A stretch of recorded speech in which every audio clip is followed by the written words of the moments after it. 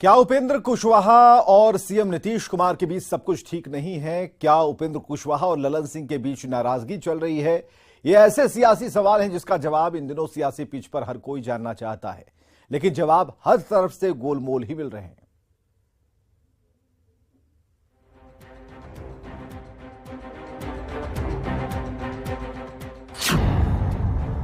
उपेंद्र कुशवाहा फिर मारेंगे घुड़की। कुशवाहा का मन मचल रहा है। कुशवाहा को कमल पसंद है। दिल्ली एम्स में बीजेपी नेताओं ने उपेंद्र कुशवाहा से मुलाकात क्या की, अटकलों का बाजार गर्म हो गया कि फिर कुशवाहा का मन डोल रहा है। कमल की कोमलता उन्हें फिर से भाने लगी है। हालांकि कुशवाहा कहते हैं कि बातें हैं बातों का क्या, लेकिन सीएम कहते हैं कुशवाहा के मन की बात क्या जाने। बीजेपी के किसी नेता से मुलाकात का यह अर्थ निकालना कि हम बीजेपी के संपर्क में हैं, जिस अर्थ में संपर्क की बात की जा रही है, भारतीय जनता पार्टी के नेताओं से हमारी पार्टी में जो जितना बड़ा नेता है वह उतना ही ज्यादा संपर्क में है। बड़े बड़े नेता बीजेपी के संपर्क में है। आप उन्हीं से पूछ लीजिए। अरे छोड़िए ना, आप उन्हीं से पूछिए। सर, इस बयान का क्या मतलब निकाला जाए सर? बड़े बड़े नेता सर, अरे भाई, हम लोग इन सब चीजों पर कुछ देखते नहीं है। सर उन्हीं से पूछिए और उन्हीं का छापिए, जो मन करे उनको छापिए। कुशवाहा का कहना है कि मीडिया में आकर सीएम का ये कहना कि जरा उनको कहिए कि हमसे बात कर लें, ये तरीका सही नहीं। जरा सुन लीजिए न्यूज 18 से फोन पर हुई बातचीत में उनका दर्द कैसे छलका।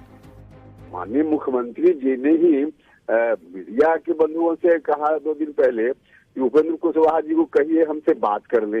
अब मुख्यमंत्री जी कह रहे हैं उन बात करनी होगी तो हम बात कर लेंगे, या उनको जरूरत होगी तो बात होते रहती है हम लोगों की, लेकिन मीडिया के लोगों को बीच में ला करके आप कहिए, मैसेज दीजिए कि वो बात कर ले। अब मैसेज देने का क्या मतलब है? तो इसलिए हमारी ओर से तो कुछ भी ऐसा नहीं है कि हम नाराज हैं या कुछ जानबूझकर हम मीडिया का इस्तेमाल कर रहे हैं। कभी कुशवाहा के साथ सियासी कदमताल करने वाले ललन सिंह भी उनसे नाराज दिख रहे हैं और उपेंद्र कुशवाहा को सियासी सलाह दे रहे हैं। मुख्यमंत्री जी से मिलते रहे हो, अभी हाल में कुछ दिन पहले भी मिले थे मेरे ख्याल से मुख्यमंत्री जी से। जब भी टाइम मांगते हैं मुख्यमंत्री जी उनको टाइम देते हैं। जब भी टाइम मांगा है उन्होंने, मुख्यमंत्री जी ने उनको टाइम दिया और बिना किसी विलंब के टाइम समय दिया। नाराजगी वो बताएंगे तब ना। वो तो जब भी किसी समस्या के साथ या पार्टी के अंदर जो उनके लोग हैं उनके बारे में जब भी कोई चर्चा हुई तो यहाँ आके हमसे बात किए, और जो भी बात उन्होंने कहा उसका निराकरण तुरंत हम लोगों ने तत्काल किया है। ये तो वो बता सकते हैं ना कि मजबूती से है कि नहीं है। हम लोग तो मजबूती से उनके साथ खड़े रहे, जितना दिन वो रहे हम लोग तो मजबूती के साथ उनके हर समस्या का निदान करते रहे। जैसे क्रिकेट में कुछ कहा नहीं जा सकता, वैसे ही सियासत में कुछ अंदाजा नहीं लगाया जा सकता। बस सियासतदानों के अतीत को देखा जा सकता है और उपेंद्र कुशवाहा का अतीत यू टर्न से भरा पड़ा है। पटना से आनंद अमृतराज की रिपोर्ट। जेडीयू में शुरू हुई बयानबाजी पर डिप्टी सीएम तेजस्वी यादव ने इसे सहयोगी पार्टी का अंदरूनी मामला बताया। वहीं गठबंधन को लेकर उठ रहे सवाल पर तेजस्वी यादव ने कहा कि गठबंधन नीतीश कुमार और लालू प्रसाद जैसे नेताओं ने बनाया है, इसलिए गठबंधन वही चलाएंगे, ना कि किसी दल के बयानवीर नेता। आपको लगता है सर महागठबंधन लंबा? अरे महागठबंधन भाई जो नेतृत्व है, चाहे लालू जी हो नीतीश जी हो, इन्होंने बनाया और ये चला रहे हैं। कोई बयानवीर लोग चलाएगा? रामचरितमानस पर विवादित बयान के बाद लंबे समय बाद शिक्षा मंत्री चंद्रशेखर आरजेडी दफ्तर पहुंचे, लेकिन वे मीडिया के सवालों से बचते रहे। चंद्रशेखर ने कहा कि वे अब कोई बयान नहीं देंगे, पार्टी के अध्यक्ष और प्रवक्ता ही बयान देंगे। इस बीच शिक्षा मंत्री स्कूल, कॉलेज और दूसरे संस्थानों के कार्यक्रम में निमंत्रण के बाद भी नहीं पहुंचे। 25 जनवरी को पटना आर्ट कॉलेज का स्थापना दिवस है, लेकिन वे इस कार्यक्रम में भी शामिल नहीं हो रहे हैं। 25 जनवरी को भवन निर्माण मंत्री पटना आर्ट्स कॉलेज के कार्यक्रम में मुख्य अतिथि होंगे। राम सर।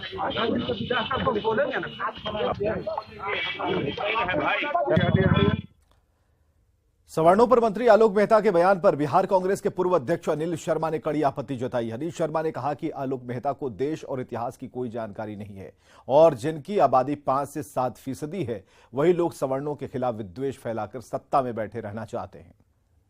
मुझे लगता है आलोक मेहता जी को आजादी की लड़ाई और देश के इतिहास का पूरा ज्ञान नहीं है। अस्त में आता है, मुझे लगता है कि उनको ज्ञान नहीं है। ये 10% आबादी नहीं है, बल्कि पूरे देश में सवर्णों की आबादी 30% से भी ज़्यादा है, जिन्होंने आज़ादी की लड़ाई में अग्रणी भूमिका अदा किया है, देश को आगे बढ़ाने में योगदान किया है और जिनकी खुद की जाति की संख्या 5%, 3%, 7% है।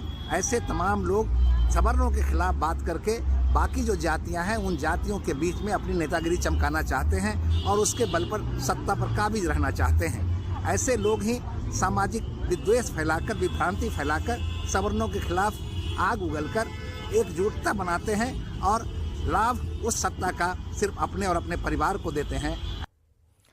बिहार में जारी सियासी हलचल के बीच जेडीयू के पूर्व अध्यक्ष और पूर्व केंद्रीय मंत्री आरसीपी सिंह अपने गांव में यज्ञ पूजा में व्यस्त हैं। नालंदा के मुस्तफापुर गांव में आरसीपी ने 5 दिवसीय महायज्ञ का आयोजन किया। इसमें दिल्ली के कई प्रसिद्ध आचार्य पहुंचे हैं। 26 जनवरी को गिरजाधाम में स्थापित मां बगलामुखी, भगवान श्रीराम और राधा कृष्ण की प्रतिमा का अनावरण और प्राण प्रतिष्ठा होनी है। इसे लेकर महायज्ञ किया जा रहा है।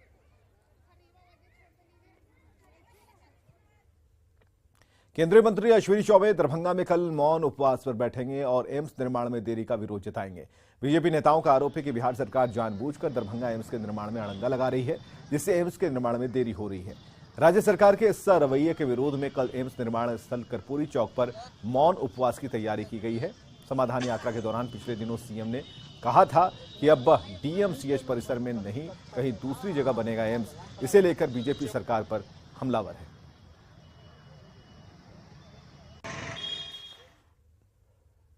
रूप से राज्य की सरकार जो एम्स को अटकाने भटकाने में लगे हुए हैं, उसी के विरुद्ध भारतीय जनता पार्टी का 1 दिवसीय धरना कल कर्पूरी चौक पर 11 बजे से 4 बजे यहां पर हम लोग देने जा रहे हैं। बगहा के रामनगर में एक बार फिर उत्पाद विभाग और पुलिस की टीम बड़ी कार्रवाई करते हुए देसी शराब की कई भट्टियों को ध्वस्त कर दिया है। गन्ना के खेत में देसी शराब की भट्टियां चल रही थीं। इसकी सूचना पर भारी संख्या में दलबल के साथ पुलिस ने कार्रवाई की है, जिसमें 3000 लीटर तैयार अर्धनिर्मित देसी शराब और कच्चा माल नष्ट किया गया। पुलिस से बचने के लिए शराब माफियाओं ने गन्ने के खेत के बीचों बीच भट्टी लगाकर रखी थी और मशीन लगाकर शराब तैयार कर रहे थे। खाली गन्ने की खेती है, सब गन्ने की खेती। शराब से लोगों की मौत हो रही है, लेकिन शराब माफिया खुलेआम चुनौती दे रहे हैं। गोपालगंज के बैकुंठपुर में शराब की भट्टियां चल रही हैं। पुलिस ने यहां ड्रोन की मदद से शराब की भट्टियों को ढूंढ निकाला और नष्ट कर दिया।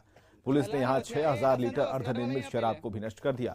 इस दौरान पुलिस ने एक शराब तस्कर को गिरफ्तार किया है, जो पूर्वी चंपारण के केसरिया थाने के सोनरापुर गांव का रहने वाला है। पुलिस गंडक नदी के इलाके में स्पीड बोट के जरिए सर्च ऑपरेशन चला रही है और यहां पकहा में मिले शराब बनाने वाले उपकरणों, प्लास्टिक के ड्रम, मशीन को इकट्ठा कर आग के हवाले कर दिया। यहां गैस के जो 2 सिलेंडर हैं उन्हें भी जब्त किया गया है। सभी थाना क्षेत्रों को निर्देशित किया गया है, नदी थाने वाले थाना को, कि स्पीड बोट का यूज करें और लाइफ जैकेट का यूज करें और दियारा क्षेत्रों से जो शराब की सप्लाई आ रही है उन सप्लायर्स को भी पकड़ना है और जो अवैध भट्टियां संचालित की जा रही है उसके विनष्टीकरण का भी निर्देश दिया गया है। जो पकहा शीतलपुर इलाका है, जो दियारा इलाका है हमारा, उस इलाके में लगभग 6000 लीटर से अधिक शराब को डिस्ट्रॉय किया गया है, देसी शराब को। उसके साथ वहाँ से गैस सिलेंडर पकड़ा गया, साथ ही शराब बनाने की सामग्री पकड़ी गई है और ड्रोन कैमरे से लगातार दियारा इलाके में कार्रवाई की जा रही है। गोपालगंज में जब्त शराब पर बुलडोजर चलाया गया। पिछले दिनों कई इलाकों से शराब जब्त की गई थी। मजिस्ट्रेट की निगरानी में 3000 लीटर जब्त देसी और विदेशी शराब को गड्ढे में डाल दिया गया। इसकी वीडियोग्राफी भी कराई गई है।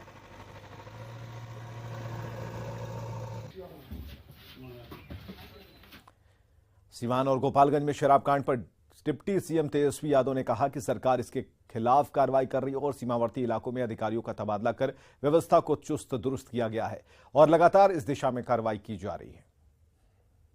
सामने देखिए। और जो आईजी हैं वो खुद भी वहाँ घटनास्थल पे उपस्थित हुए हैं और इसको देखते हुए ही जो है आप देखिएगा कुछ दिन पहले ही जितने एसपी वगैरह थे जो सीमा के इलाकों के जो हैं उनका तबादला भी किया गया है ताकि ऐसी घटनाओं को जो है रोका जाए।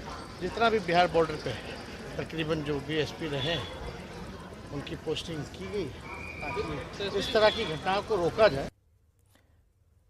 जमुई में बिहार बोर्ड की एक लापरवाही की चर्चा पूरे जिले में हो रही है। बताया जा रहा है कि इस साल होने वाली बिहार बोर्ड की इंटर परीक्षा के प्रश्न पत्र ट्रेजरी में न जाकर सीधे कुछ परीक्षा केंद्रों पर चले गए थे। जब इस बात की जानकारी शिक्षा विभाग के अधिकारियों को लगी, आनन फानन में उससे फिर शहर के +2 हाई स्कूल में इकट्ठा किया गया और फिर बाद में उन्हें ट्रेजरी में रखने को भेजा गया। इस मामले में कोई भी अधिकारी कुछ बोलने से बच रहा है। इंटर परीक्षा प्रश्न पत्र को लेकर बिहार बोर्ड की एक लापरवाही जमुई में सामने आई है और इसकी चर्चा जिले में है। और चर्चा यह है कि जो क्वेश्चन पेपर जो प्रश्न पत्र इंटर का है वो जो सीधे ट्रेजरी में जाना था वो प्रश्न पत्र परीक्षा केंद्र पर भेज दिया गया था। और वहाँ परीक्षा के केंद्र पर प्रश्न पत्र के जाने के बाद जब पूरा प्रशासन और शिक्षा विभाग हलचल में आया और फिर प्रश्न पत्र को जमुई के इसी +2 हाई स्कूल में लाया गया है और इसी +2 हाई स्कूल से फिर उसे ट्रेजरी में रखा जा रहा है। जैसा कि अभी स्कूल के कैंपस के अंदर जो तस्वीरें सामने आई हैं या फिर जो बातें सामने आई हैं उसमें साफ पता चल रहा है कि जो क्वेश्चन पेपर सीधे ट्रेजरी में जाना था वो न जाकर परीक्षा केंद्रों में चला गया था। और इसको लेकर चर्चा पूरे जिले में है और कई लोग इस बात की चर्चा कर रहे हैं कि बिहार बोर्ड ने जो क्वेश्चन पेपर ट्रेजरी में भेजना था वो क्वेश्चन पेपर परीक्षा केंद्रों में चला गया था, फिर वो परीक्षा केंद्र से वापस जमा किया गया है और फिर उसे ट्रेजरी में रखा जा रहा है। इस मामले में जिला के प्रशासन के अधिकारियों से बात की गई है। जिला के अधिकारी अवनीश कुमार सिंह से मेरी बात हुई है। उन्होंने सीधे तौर पर कहा है कि क्वेश्चन पेपर आया है और हो सकता है कि एक सरकारी सिस्टम से दूसरे सरकारी सिस्टम में क्वेश्चन पेपर रखा गया है। कुल मिलाकर अगर देखा जाए तो इस मामले में अधिकारी खुलकर कुछ भी बोलने को तैयार नहीं है।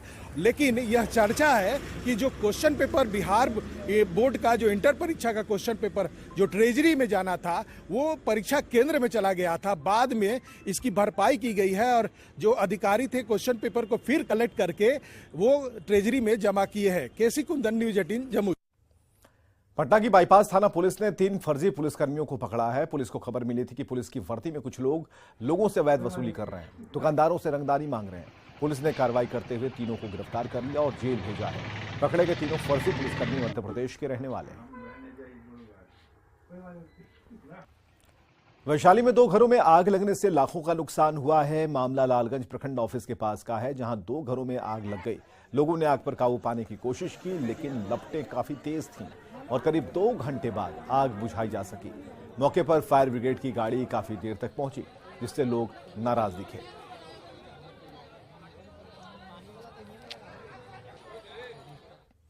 भागलपुर कोर्ट परिसर में उस वक्त अफरा तफरी मच गई जब 2 महिला वकील आपस में ही उलझ पड़े। एक दूसरे पर मारपीट का आरोप लगाते हुए तीखी बहस करने लगे। महिला वकीलों को इस तरह से लड़ते देख वहां के लोगों की भीड़ जमा हो गई। मौके पर दूसरे वकील करीब आधे घंटे तक समझाते रहे, लेकिन दोनों के बीच नोकझोंक जारी रहा। इसका वीडियो वायरल हो रहा है, हालांकि न्यूज 18 इस वीडियो की पुष्टि नहीं करता। गोपालगंज से खबर, जहां उत्पाद विभाग की टीम ने वाहन जांच के दौरान चांदी से भरे एक लग्जरी कार को जब्त किया है। यह कार्रवाई यूपी बिहार के बलथरी चेकपोस्ट के पास की गई।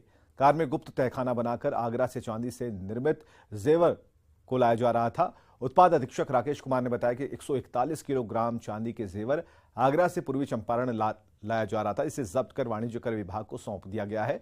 वहीं कार सवार 2 लोगों से पूछताछ जारी है। गाड़ी में 4 पहिया वाहन में हम लोग वाहन जांच कर रहे थे, तो उसमें चांदी का जेवर था, पायल इसे बना के ले जा रहा था। तो वो हम लोग जब्त किए थे। फिर यहाँ के वाणिज्य कर पदाधिकारी से जांच कराए थे, तो टैक्स इनवॉइस लोग मिला के और वजन की नापी करा के तौल करा के और सब सही पाया गया, तो उनको फिर रिलीज कर दिया गया। जहरीली शराब कांड पर मंत्री संतोष कुमार सुमन का बेशर्म बयान आया है। सिवान शराब कांड पर मंत्री ने बेतुका बयान दे दिया। उन्होंने कहा कि छोटी मोटी घटनाएं होती रहती हैं। जहरीली शराब कांड को उन्होंने छोटी घटना बताया है। सिवान में जहरीली शराब से लोगों की मौत हुई है और ऐसे में उन्हें लगता है कि ये छोटी घटना है। तो संतोष कुमार सुमन का विवादित बयान। बुरी चीज़ है, इससे जितना आप दूर रहेंगे तो अच्छा रहेगा। अपने बच्चों को पढ़ाइए, जो आप पैसा उस पर खर्च कर देते हैं अपने बच्चों का भविष्य बनाइए, क्योंकि आपके बच्चे पढ़ेंगे तो आपका विकास होगा और आपके विकास के साथ राष्ट्र का विकास होगा। महात्मा गांधी जी का यही सपना था और हम लोग की सरकार की पूरी कोशिश है कि ज़्यादा से ज़्यादा लोगों के बीच में हम जागरूकता फैलाएं। हमारे आदरणीय मुख्यमंत्री जी समाधान यात्रा में भी इस तरह की बात कर रहे हैं। हम समझते हैं कि लोगों को सबक लेनी चाहिए और ये छोटी मोटी घटना होती है। जो लोग इसके पीछे होते हैं निश्चित तौर पर सरकार के द्वारा वो दंडित किए जाएंगे और सरकार कर भी रही है। जो बाहर के लोग हैं जो इस तरह का सप्लाई चेन चला रहे हैं, खास करके उन गरीबों के बीच में जहर जो रोशने का काम कर रहे हैं, उनको खोज करके सरकार दंडित करेगी। और 24 जनवरी को जननायक कर्पूरी ठाकुर की जयंती है। मुख्यमंत्री नीतीश कुमार जयंती समारोह में शामिल होने समस्तीपुर पहुंचेंगे, जहां वे कर्पूरी ठाकुर के पैतृक गांव पितौजिया कर्पूरी ग्राम जाएंगे। साथ ही कर्पूरी ग्राम थाने का उद्घाटन करेंगे। सीएम के दौरे की तैयारियां पूरी कर ली गई हैं। जननायक कर्पूरी ठाकुर के जन्मदिन के मौके पर कल मुख्यमंत्री नीतीश कुमार समस्तीपुर के पितौजिया कर्पूरी ग्राम आएंगे और ये उनका स्मृति भवन है, जहां पर सर्वधर्म प्रार्थना सभा का आयोजन होगा और उसको लेकर तैयारी को अंतिम रूप दिया जा रहा है। और ये वो स्थल है जहां पर प्रार्थना सभा का आयोजन किया जाएगा। सभी धर्म के यहाँ पे जो होते हैं पंडित, मौलवी और गुरुद्वारा के जो सिख पंथ के हैं वो सारे लोग यहाँ पे होंगे और उनके द्वारा यहाँ पर प्रार्थना का आयोजन किया जाएगा। और फिर मुख्यमंत्री नीतीश कुमार यहाँ से जो उनके साथ और भी अतिथि होंगे वो स्मृति भवन के अंदर जननायक के इस प्रतिमा पर माल्यार्पण करेंगे और उन्हें श्रद्धा सुमन अर्पित करेंगे। और कल इसका इंतजार अब यहाँ के तमाम लोगों को है कि कल वो घड़ी आएगी जब राजकीय समारोह के मौके पर मुख्यमंत्री नीतीश कुमार यहाँ पहुँचेंगे और जननायक को श्रद्धांजलि देंगे। Mukesh Kumar, news 18 network, Samastipur.